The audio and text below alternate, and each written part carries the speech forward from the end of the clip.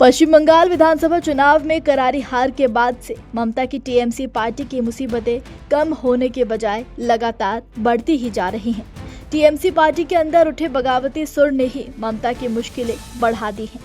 फर्जी हस्ताक्षर मामले में सीआईडी जांच, अभिषेक बनर्जी को नोटिस, 2 विधायकों का निष्कासन और ममता बनर्जी की बैठक में विधायकों की गैर हाजिरी ने पार्टी के भीतर गहरे असंतोष की तस्वीरें सामने ला दी हैं। सबसे बड़ा सवाल ये है कि आखिर वो फेक साइन यानी फर्जी हस्ताक्षर मामला क्या है, जिसने चुनावी हार के बाद पहले से दबाव झेल रही टीएमसी को और ज्यादा हिला दिया। बता दें कि इस पूरे विवाद की जड़ पश्चिम बंगाल विधानसभा सचिवालय को भेजे गए एक पत्र से जुड़ी है। विधायक ऋतुव्रता बनर्जी और संदीपान साहा को तृणमूल कांग्रेस से निष्कासित कर दिया गया था। इस कार्रवाई के बाद संदीपान साहा ने पार्टी के अंदर हुई कथित गड़बड़ियों को लेकर गंभीर सवाल उठाए हैं। उन्होंने कहा कि जिन लोगों की बैठक में मौजूदगी ही नहीं थी, उनके हस्ताक्षर प्रस्ताव में शामिल किए गए। उनके अनुसार ये बड़ी गलती है और इस मामले की जिम्मेदारी तय होनी चाहिए। दरअसल विधानसभा चुनाव के बाद तृणमूल कांग्रेस की ओर से विधानसभा सचिवालय को एक प्रस्ताव भेजा गया था। इस प्रस्ताव में वरिष्ठ विधायक शोभन देव चट्टोपाध्याय को नेता प्रतिपक्ष यानी लीडर ऑफ अपोजिशन बनाए जाने के लिए समर्थन जताया गया था। बताया गया कि इस प्रस्ताव पर पार्टी के करीब 70 नवनिर्वाचित विधायकों के हस्ताक्षर थे। इसके बाद से ही विवाद शुरू हो गया। जब विधानसभा सचिवालय ने पत्र की जांच की, तब कुछ विधायकों के हस्ताक्षरों को लेकर सवाल खड़े हो गए। जांच में कुछ विधायकों के हस्ताक्षर फर्जी पाए गए। विधानसभा के आधिकारिक रिकॉर्ड में दर्ज उनके मूल हस्ताक्षरों से मेल ही नहीं खा रहे थे।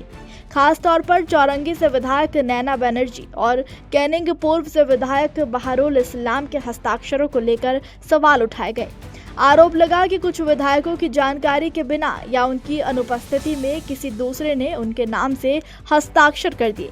यहीं से फर्जी हस्ताक्षर का मामला सामने आया और विधानसभा सचिवालय ने इसकी शिकायत दर्ज करा दी। इस केस से जुड़ा एक अहम बयान हाल ही में निष्कासित टीएमसी विधायक ऋतुव्रता बनर्जी का सामने आया, जिन्होंने कहा कि जिन लोगों की बैठक में मौजूदगी नहीं थी, उनके हस्ताक्षर प्रस्ताव में शामिल किए गए। देखिए, हम लोग जब विधायक के तहत जब शपथ होता है, उस शपथ ग्रहण का दरमियान हर विधायक या एमपी या एमएलए संविधान का नाम में शपथ लेता है। संविधान का जो धारा है कि कोई नो फियर, नो पार्शियलिटी, ये सब के ऊपर आप काम करेंगे। तो जो इंसिडेंट हुआ, ये इंसिडेंट ठीक नहीं था, क्योंकि 19 तारीख पार्टी का मीटिंग में जब हम लोग दूसरी बार गए थे, वहां जब साइन किया गया था तो बोला गया था 19 तारीख मीटिंग है, मगर आप साइन कर रहे हैं, मगर डेट दीजिए 6 तारीख। बता दें कि इस मामले में ऋतुव्रता बनर्जी ने अभिषेक बनर्जी पर सीधा और गंभीर आरोप लगाया। संदीपान साहा ने भी कहा कि इस पूरे विवाद में अभिषेक बनर्जी का नाम इसीलिए सामने आ रहा है क्योंकि उन्होंने पार्टी के महासचिव के रूप में विधायकों की सूची पर हस्ताक्षर किए थे। उनका कहना है कि जिस सूची पर हस्ताक्षर किए गए उसमें कई तरह की गलतियां थी, इसलिए इस मामले में सवाल उठाना स्वाभाविक है। उन्होंने ये भी कहा कि सूची की जांच और सत्यापन की जिम्मेदारी अभिषेक बनर्जी की ही थी, लेकिन वो इस जिम्मेदारी को सही तरीके से निभाने में सफल नहीं रहे। बता दें कि अब इस मामले के सामने आने के बाद विधानसभा सचिवालय की ओर से कोलकाता के हरे स्ट्रीट पुलिस स्टेशन में शिकायत दर्ज कराई गई। शिकायत में कहा गया कि कुछ हस्ताक्षर विधानसभा रिकॉर्ड में उपलब्ध हस्ताक्षरों से मेल नहीं खाते।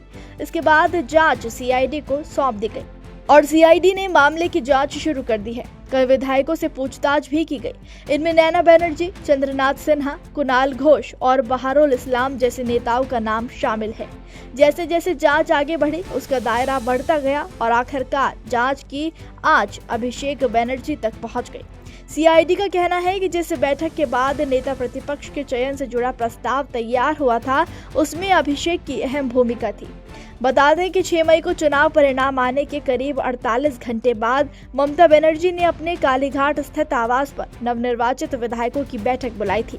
इसी बैठक में अभिषेक बनर्जी ने विधायकों से बातचीत की थी और आगे की रणनीति, साथ में नेता प्रतिपक्ष के चयन पर चर्चा हुई थी। इसी वजह से सीआईडी ने अभिषेक बनर्जी को नोटिस भेजकर पूछताछ के लिए बुलाया है। सीआईडी ने अभिषेक बनर्जी को समन जारी किया। 5 अधिकारी दक्षिण कोलकाता स्थित उनके आवास पहुंचे। हालांकि उस समय वो वहां मौजूद नहीं थे। अधिकारियों ने कुछ देर इंतजार किया और फिर उनके दूसरे आवास पर पहुंच गए। करीब 1.5 घंटे तक चले घटनाक्रम के बाद अधिकारियों ने आखिरकार अभिषेक बनर्जी को नोटिस सौंप दिया। नोटिस मिलने के बाद अभिषेक ने कहा कि वो अपने वकीलों से सलाह लेंगे और जांच में पूरा सहयोग करेंगे। तो वहीं इस पूरे विवाद के बीच ममता बनर्जी ने अपने कालीघाट स्थित आवास पर सभी विधायकों की बैठक बुलाई थी, लेकिन यहाँ जो हुआ उसने पार्टी नेतृत्व की चिंता और बढ़ा दी। बताया गया कि करीब 80 विधायकों में से सिर्फ 20 विधायक ही बैठक में पहुंच पाए। करीब 60 विधायक अनुपस्थित रहे। अंत में बैठक को रद्द करना पड़ा। हालांकि टीएमसी प्रवक्ता कुणाल घोष ने दावा किया कि कई विधायकों ने पहले ही सूचना दे दी थी कि वो अपने क्षेत्रों में हिंसा के खिलाफ राजनीतिक गतिविधियों में व्यस्त हैं। फिर भी इतनी बड़ी संख्या में विधायकों की गैर मौजूदगी ने कई सवाल खड़े कर दिए हैं।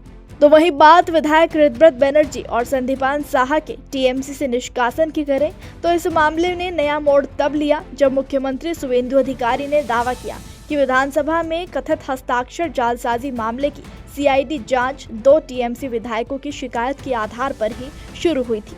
उन्होंने ऋतव्रत बनर्जी और संदीपान साहा का नाम लिया। इस दावे के बाद ही ममता बनर्जी ने दोनों विधायकों को निष्कासित कर दिया। नमस्कार, मैं हूं मानक गुप्ता। अगर आपको हमारा ये वीडियो पसंद आया हो तो इसे लाइक और शेयर जरूर करें और हाँ, हमें सब्सक्राइब और फॉलो करना ना भूलें ताकि आप देश और दुनिया की कोई खबर मिस ना करें। तो जुड़े रहिए हमारे साथ और देखते रहिए न्यूज़ 24।